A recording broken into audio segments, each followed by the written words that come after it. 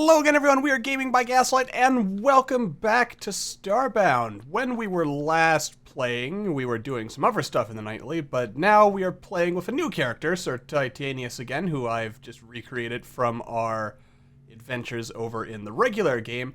And I was just playing around with things, and some interesting new stuff has been added to the game, which actually took me a little while to find, because I, for some reason, never thought to myself to use the agricultural table, but there's actually some interesting stuff here. Like, as you can see, the ore detector, the cave detector, which as we can see here, these are actually things that you don't really get access to until towards the end of the game. I kind of wonder about that, because you'd figure this would be the sort of thing that would be a bit more useful in the early or mid-game. But, it is what it is. This produces silk. Oh, wow, I didn't actually think that was going to produce silk since it's just on my ship. This is some kind of moth hut where moths live. Anyway, also, there is some interesting stuff I do want to show off this episode, but first I had to show you just the craziness of the particular starting world for this guy. What's this? Some kind of giant floating island. Didn't I mention at one point how it would be kind of unfortunate if something sort of to this effect happened? Hope I have admin on. Geronimo! Okay, good, I do. Yeah, apparently we spawned right above the Arc Gate, which still doesn't appear to be working just in the base nightly with no mods or anything of that nature in it. And other than that, it's not a particularly exciting world. We have ourselves this guy over here, which is probably the most exciting thing. Do I look like I'm in a costume? Just asking. It didn't mean anything. Or, of course it doesn't. Anyway, we have our ore detector, which when you hit, just kind of sends out a little thing here. Sort of a ping there, and as you can see, it shows off the ore that's there. And this would be the cave detector, which basically shows you empty spaces where caves are. Really useful stuff. I actually kind of wish this was something that you could build a little earlier in the game. But, I mean, I think it's really nice to add. It's a useful thing. It's a tool that I can see definitely helping out with things, especially since what's this? Some plant fiber. Yeah, since you kind of have to choose these days whether you want to have a light source or your environmental protection. Though there are ways to kind of have both, but it's not as simple as just wearing a halogen pack on your back anymore. Let's let's see. Oh, there's a nice stock of ore over there. What about over here? There's also a bit of stuff over here. Wonder if this shows stuff like liquid erchius as well. Oh, and as we can see, there's a cave right down there. I like this. And you can kind of cheese it by using the matter manipulator to do something similar, but with these actual things, you can sort of, I guess, get a look. Also, in case you're wondering, this is the perfectly generic armor set, which has this lovely little thing. I wonder if perfectly generic items are going to be made like a proper full thing, or if this is just going to always be sort of like a Easter eggy type item. It'd be kind of funny if they made like perfectly generic items actual legitimate items that you could find randomly for reasons. Wait, why do I need to spawn item? We're in admin mode, so we can just hit C and spawn all the torches we ever want. Which, oh, this is, oh dear God, this is too slow. Why is this not like 1 per second? I mean, sure, it's making 4 at a time, but as I've kind of complained about the last few iterations of the nightly, I really hope that they speed up crafting times just a little bit. As on the one hand, I do appreciate what they're trying to do by having that, but I also kind of wish it would be a little faster. Could you? Oh my goodness. There's like 10 bajillion of those things. Ooh, pixels. And an ocarina. Ocarina. However you want to call it. Anyway. Yeah, let's try mining these. I'm not sure if they ever got around to fixing fossils yet. Oh, good, they did. Okay. So we have 9 progress. Okay. Alright, so I guess the idea is I use the brush to simply brush away all the dirt. Alright. And I guess we're trying to unlock that treasure chest there. So there appears to be bones here. Not sure if they're particularly interesting bones or not. But anyway, let's see here. I guess... Oh, what? Does this use up 3 of our things? Okay. So oh, that's how many uses of those we have. I gotcha.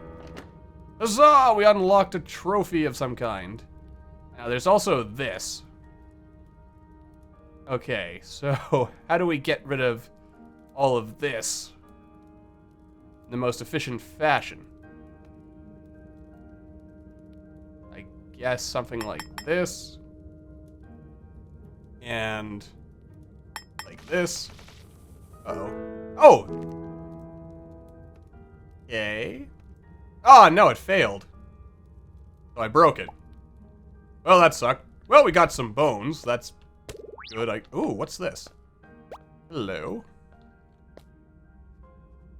Wait. This thing has a light on it? I did not know that. Yet, it is intriguing. Alright, let's keep digging down. I kind of want to see if we can actually complete a full fossil here. Ooh. Ew. Oh, God!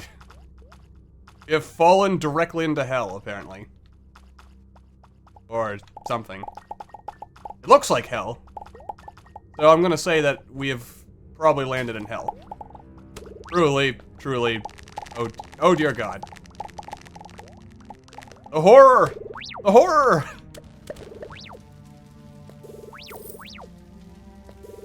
As poor Titanius screams in anguish.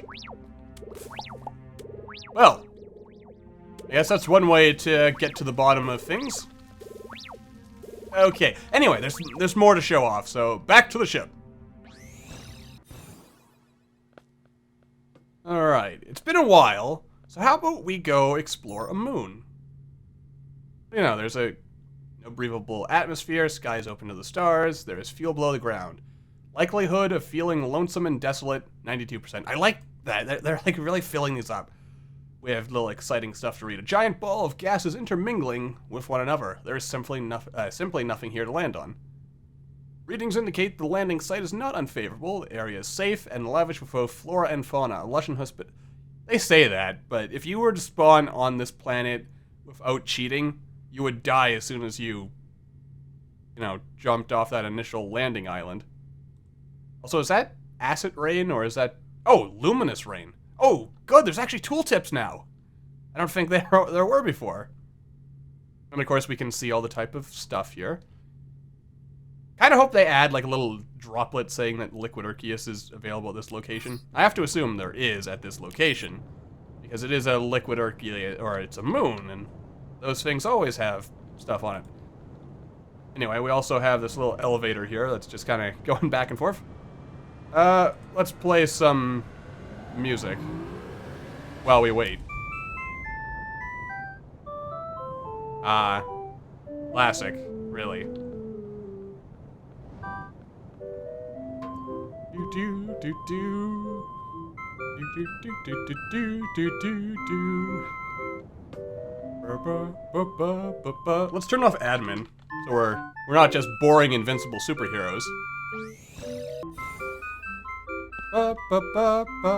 Oh dear God! What the hell is that? Also, we're dying. What the hell is that? Ooh, crystals. Okay, let's turn admin back on. Oh God. Run. Run. Run!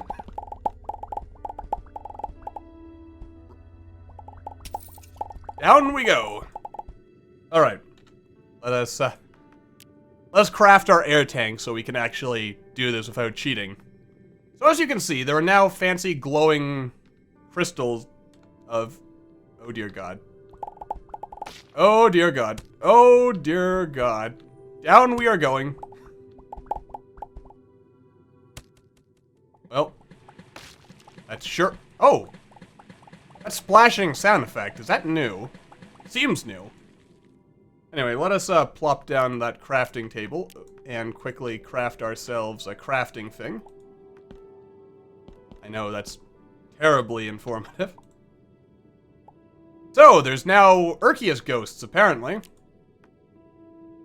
Uh-oh. Uh-oh. Uh-oh. So, the interesting thing that kind of comes to me with this is if we can now collect erchius crystals on these moons... Also, I can probably turn this off again so we can actually play legitimately. If we can collect the erchius crystals on these moons, what's the point of the erchius horror mission?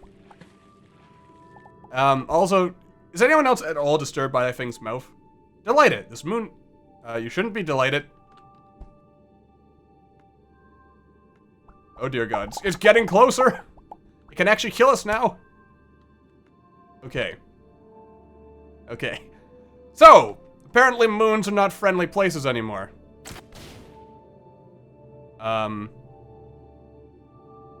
Well, look at that. We apparently did very little to no damage against it. Spooky erchius ghosts. So basically, it's not just a free ride on these planets anymore. I mean, now all we need is just like scary beyond all reason music playing on these moons. Like, this music is too happy. We need like truly horrifying music now to accompany these things. I mean, it just makes no sense otherwise, does it? I mean, this music... Oh, dear God. It's coming up from below. Actually, there is legitimately no way to kill those things. As far as I can tell, they are invincible, at least to conventional weaponry. Perhaps someday we'll be able to craft weapons that can fight them, but for now, they are completely industriable. So, yeah. You see one of those things, you're better off running. Much like the agents in the Matrix. You just run away and pray to God you're faster, and that there happens to be a telephone nearby. As otherwise, you, my friend, are dead. Also, I love this fully upgraded matter manipulator. Man, these blocks just don't know what hit them. In fact, I can tell you right now, I'm not gonna miss the super fish axe quite as much, seeing how powerful the fully upgraded matter manipulator is gonna be.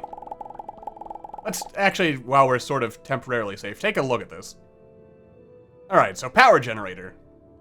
Increases deconstruction by 100, then 200, then 300. So overall, let's see here. It requires 30 manipulator modules to fully upgrade the power. And I really like the way that it's gonna work now. Like, the whole thing, you can just kind of update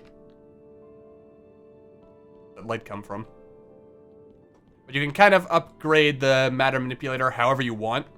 And to my understanding, you can basically start upgrading this from the get-go. So you can... I mean, you still kind of have to follow linearly along the upgrade thing, so it's liquid, then paint, then wire.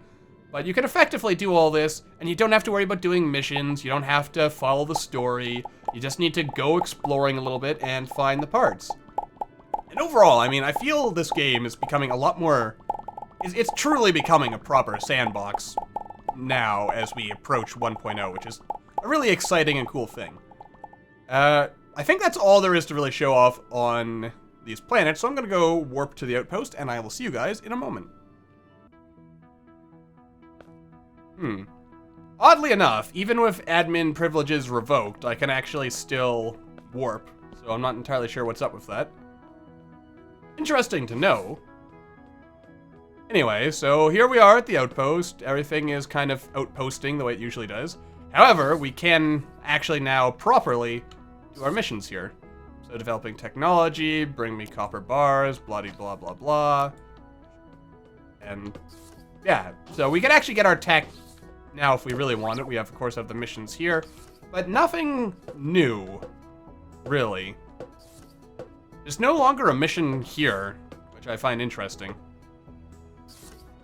Not entirely sure why, but I kind of like that first mission where you have to get a little teddy bear for a little Ursa Minor there. I thought that was a nice touch. Anyway, so looks like nothing new and exciting is happening at the Outpost. I don't think there's anything new in the Protectorate mission yet. It's not like fully functioning yet, as far as I know. Though I believe I missed a week or so back the opportunity to actually look at some spoilers. In fact, there was like apparently some spoiler file in the nightly build by accident that... Wait a minute. Oh, that's why. It's because Of course, because I share the same universe with my other Nightly character, any progress there is already made, which is actually interesting, because that means you can start a new character with the quest line already done? Huh. That's interesting to note. Kinda weird. But I guess it makes a certain amount of sense, which also means, of course, by the looks of it, that you could go to a friend's world who's already finished the story and get access to all their sweet gear, and then go back to your world, where everything is still, you know, not unlocked, and then you can be rocking through the game with endgame stuff right from the get-go. There is potential for abuse, but, it is what it is, and I wouldn't make too big a deal out of it myself, personally.